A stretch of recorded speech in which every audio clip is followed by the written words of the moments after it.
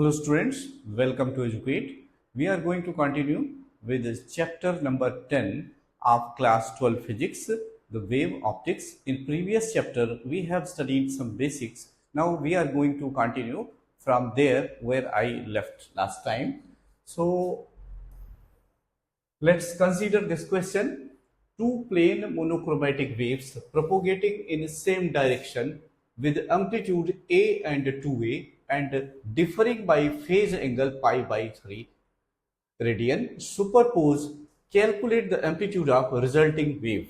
So here what we have to do? What formula we have studied? We have seen that amplitude here, the formula that we have studied, that is a square equal to a1 square plus a2 square plus twice of a1 a2 cos phi. So this is formula. Here we can write the value. This will become a square, this will become 4a square, and then twice of a1 means a into 2a into cos phi. Phi is pi by 3, pi by 3, so that will give 1 by 2. So we will get 7a square. So a square is equal to, so let's write this something else, because inside also we will get a. So suppose this we write as a dash. So a dash square equal to 7a square. So what is a dash? So a dash will be root 7a. So that is our answer. Now let's see next question. Here two sources of intensity I and or I are used in interference pattern experiment.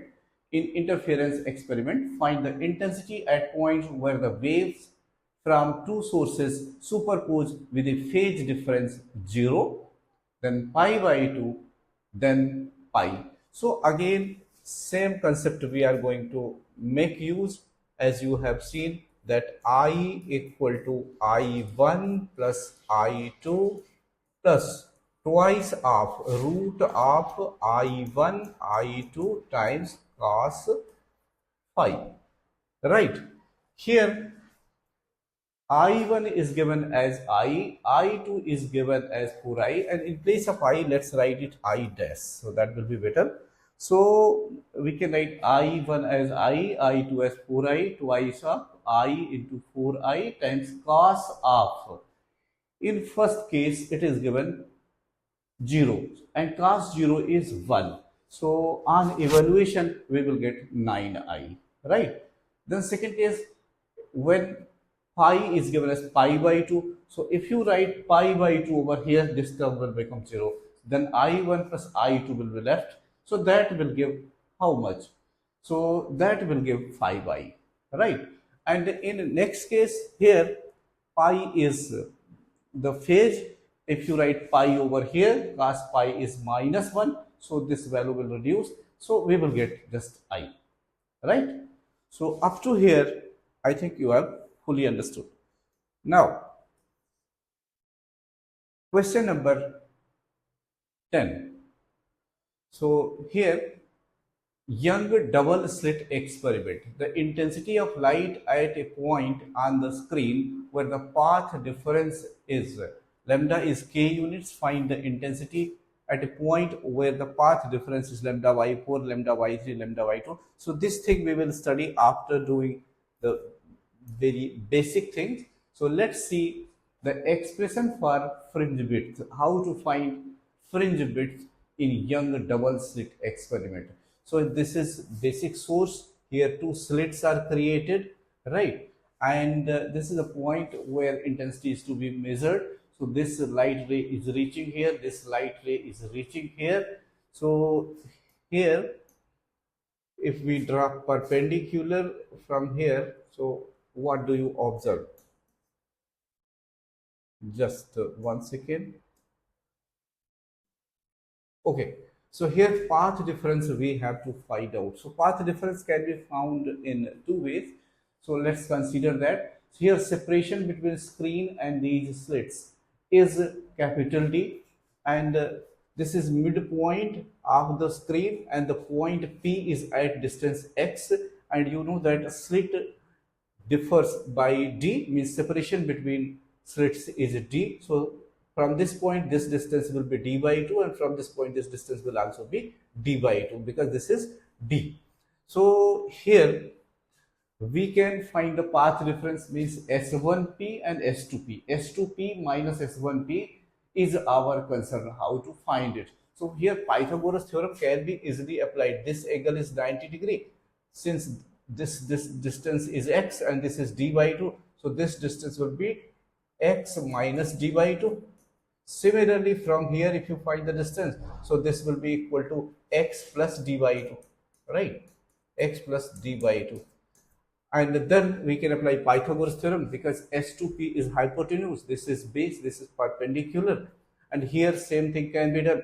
This is perpendicular, this is base, and S1P is hypotenuse, and then we can find the difference. So for that we can proceed like this. So here path difference P, as I told you, S2P minus S1P is to be found. So x plus d by 2 whole square plus d square whole square root, distance of S2P, minus similarly that thing x minus d by 2 whole square plus d square root. And here if we open the bracket, so what do we get? So let's evaluate it to see whether we are getting this thing. So here if you open the bracket, it will become x square from here plus d square by 4 plus this thing, this will remain plus twice of x into d by 2 whole power half, right? And what about the second one, x minus d by 2, and then it will become d square, and then so let's simplify it other way around so that thing may become clear, because it seems to be a little tough.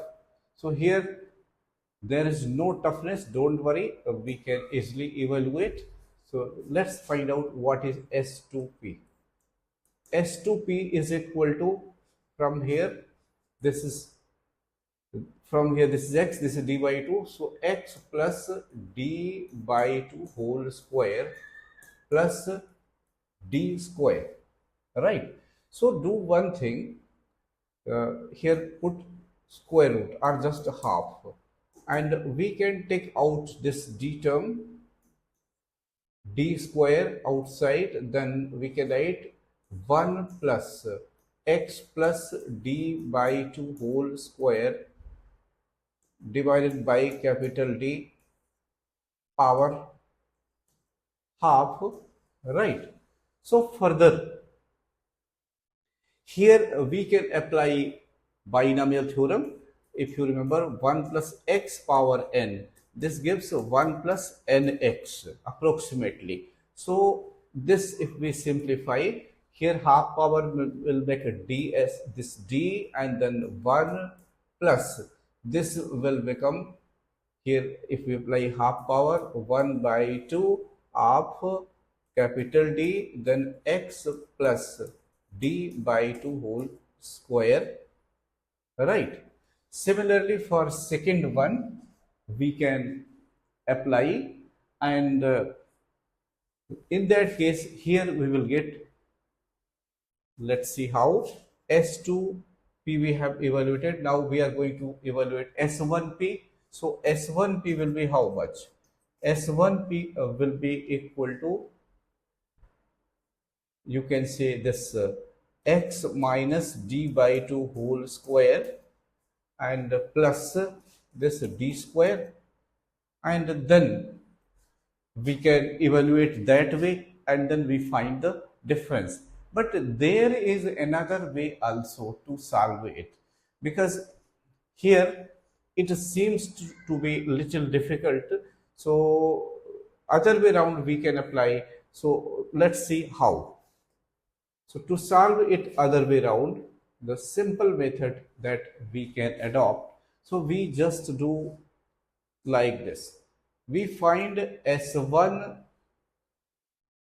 First we start from S2P square minus S1P square. Right. So S2P square will become D square plus X plus D by 2 whole square. Right. Minus S1P square will be D square minus X minus D by 2 whole square. Right. Now if we open the bracket, so S2P minus S1P times S2P plus S1P LHS, and here the two term d square will cancel out and we open the bracket here, so we will get x square plus d square by 4 plus 2x d x into d by 2 minus x square plus 2x d by 4 minus d square by 4. Right. In this case, what do we observe? D square by 4, d square will cancel out, x square will cancel out. So here you will get xd, here also you will get xd. So this will be 2xd, small d, right? So this is how we have got RHS 2xd. Here we make certain assumptions. Here this is to be found and we assume that S2P and S1P both are approximately capital D. So we can say S2P minus S1P is equal to 2xd divided by, this will become 2d in that case. So we have got xd divided by capital D. So that thing is given there. Now here we are going to describe the situation where bright fringes are observed. So bright fringes will be observed only when path difference will be integral multiple of lambda. So we can say P equal to n lambda, and n lambda must be equal to the condition path difference that we have just derived, that xd upon d, right? So we can get value of x equal to n d lambda divided by d, where n can have any value like 0, 1, 2, 3, 4. When we take 0, so we get x0 as 0. So that is central bright fringe. Now when we put n equal to 1, we get x1 equal to d lambda. This will become 1. So d lambda by d, first bright fringe. So fringe width can be found by putting two values, like we take this n and n minus 1. So xn minus 1, if we write, we get lambda capital D divided by d, that is called fringe width. Now we are going to see the situation of dark fringes. So dark fringes means this path difference will be the odd multiple of lambda by 2. So we can write P equal to xd upon d. We have already found the path difference, S2P minus S1P. So xd by d equal to 2n minus 1 lambda by 2, or x equal to this much. Here again, if we take two consecutive values, and we try to find out the fringe width, so it will come out to be same. So we have found fringe width. Now suppose we want to find out angular width. Angular width, for getting angular width, this beta must be divided by the separation between slits and the screen. So capital D should come in denominator. So what will be left? Lambda upon D will be left. So we have got beta upon D, that is angular width, and that is lambda upon D. Now there is a special case. If whole apparatus is immersed in a medium of refractive index mu, then fringe width will be reduced by refractive index of the medium, because lambda will also change accordingly. Now here there are certain questions. Two slits are made 1 mm apart and the screen is placed 1 meter away, what is the fringe separation when lambda is 500 nanometer? So here, what is our question? We have to find out fringe width, and you know beta equal to lambda capital D divided by small d.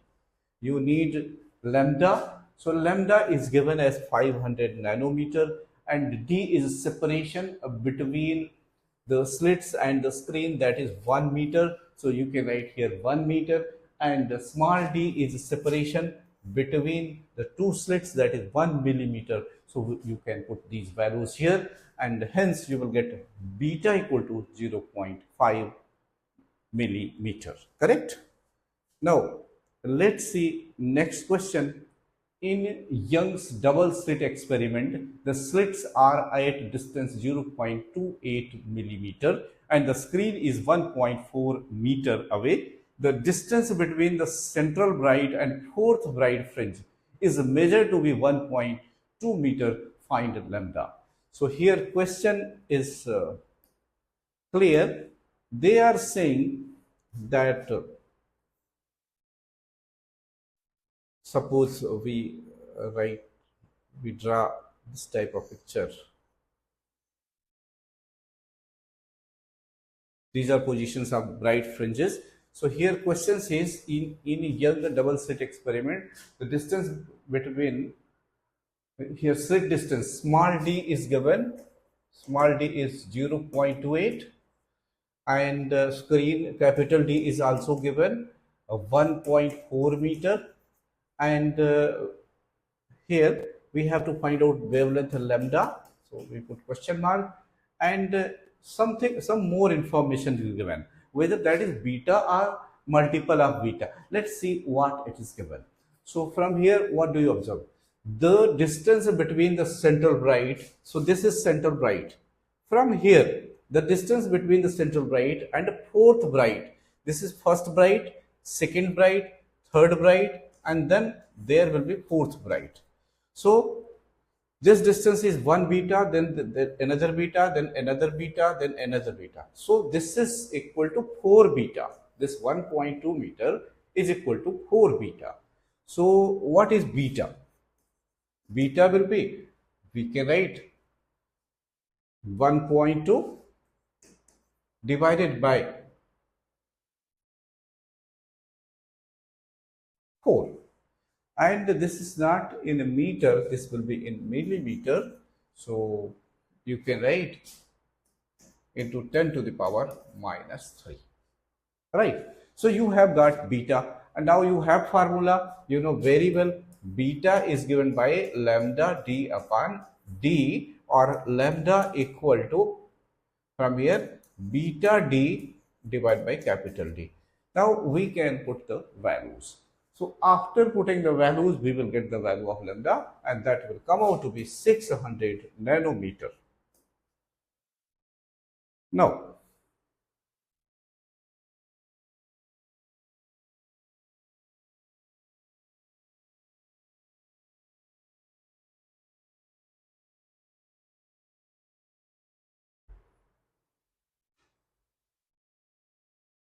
we are going to see the diffraction, the phenomena of bending of light around the corners of small obstacles or apertures and its consequent spreading into the region of the geometrical shadow is called diffraction of light. Diffraction of light, I think you understand. So generally what happens whenever there is an obstacle, so suppose you put one opaque object and here there is source. So what do you observe? Here rays will go like this. There should be complete darkness here, but it is observed that here also there is some light. Here also you will see some light. This is opaque object. Despite that, you will see that some light is seen here also. So what does this mean? This is geometrical shadow, right? So light, it means light is bending. It is coming here in this region also. So this type of phenomena is called diffraction of light. Here Same thing is explained. The phenomena of bending of light around the corners of small obstacles or apertures and its consequent spreading into the region of geometrical shadow is called diffraction of light. So now diffraction of light at a single slit we are going to study. So suppose here this is different, these are the rays, and this is slit, and this is midpoint of slit. So these are different rays, they are going like this. There is these are also rays, they are making angle theta. So at certain point we measure the intensity. So suppose a parallel beam of light from monochromatic source S. So here there will be some source from which these are parallel beams of light. So this will be incident wavefront, right? So L and N are the points, and this is midpoint. So here we can take further midpoints, and we will see that there are certain points on the screen where constructive or destructive interference take place. So here, according to the Huygens theory, all parts of the slit Ln, here we have taken Ln as a slit, so all parts of slit Ln will become source of secondary wavelets. We have already studied about this concept. These wavelets spread out in all directions, causing diffraction of light. Now, the diffraction pattern consists of a central bright band surrounded by alternate dark and bright bands and is obtained on a distant screen. Let M be the midpoint of slit Ln. A straight line MO perpendicular to Ln meets the source at O. So here what you are observing, this thing we are talking about. Then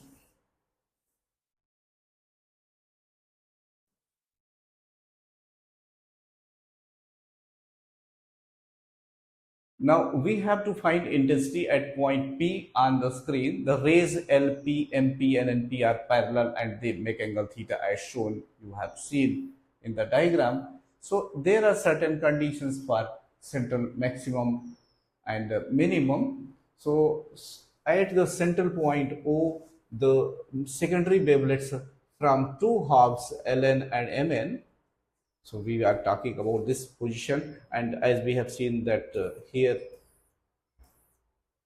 this portion and this portion, so from here Ln, Lm and Mn, so the waves are meeting and hence we will get central maxima, and after that position of minima can also be found. So to get the condition for minima, we apply A sine theta n equal to n lambda, and for first dark we can put n equal to 1, so we will get A sine theta 1 equal to lambda. For second dark, A sine theta 2 equal to 2 lambda. Here n will change, here theta, the number will change, and with a small angle sine theta can be removed because sine theta will be theta. In that case we can say A theta n equal to n lambda, or theta n will be n lambda by A. So here screen, this is screen, this is position of central maxima, and after that what you observe, the intensity goes on decreasing. It is not uniform. One notable point you will see that width of central maxima is double of other maxima or minima. Now let's see the position of secondary maxima. So here A sine theta n will be equal to 2n plus lambda by 2, and again we put certain conditions. First let's put the values of n as 1, 2, 3, 4. When we write 1, we get sine theta dash equal to 3 lambda by 2, and when theta is small, then we can write sine theta equal to theta. So A theta dash equal to 3 lambda by 2. Similarly for next value, A theta 2 dash equal to 5 lambda by 2, or theta n we can say 2n plus 1 lambda times 2a. Now if we see intensity distribution curve, this is important one. So this is central maximum, then this is first maximum, this is second maximum, alternate here also first maximum, second maximum. So here separation from this minimum to this minimum will be 2 lambda by a. So this width will be double of this, because here the separation between 2 lambda by a, 2 lambda by a will be just lambda by a, 3 lambda a, 3 lambda by a, 2 lambda by a. But so we can say width of central maximum is double of other maximums. Now variation of intensity with angle theta. The intensity of secondary maximum relating to intensity of central maximum. This is central maximum, these are secondary maximum. So their intensities go on decreasing, and the ratio of intensities is given by 1 is to 1 by 21 is to 1 upon 61 is to 1 upon 21, 1 upon 121, and so on. And this is last point of your syllabus. This is angular width of central maximum. So angular width, so it will be 2 theta equal to 2 lambda by a, or we can say beta 0 will be d times 2 theta, so twice of lambda d by a. So here this is shown central maximum, this is beta 0, this angle is theta, this angle is theta, this is slit width, and this is capital D. So this is all that you have to study in this chapter. So this is how chapter is over. Now in next video we are going to see the numericals of your NCERT textbook. Thank you for watching. Team Educate.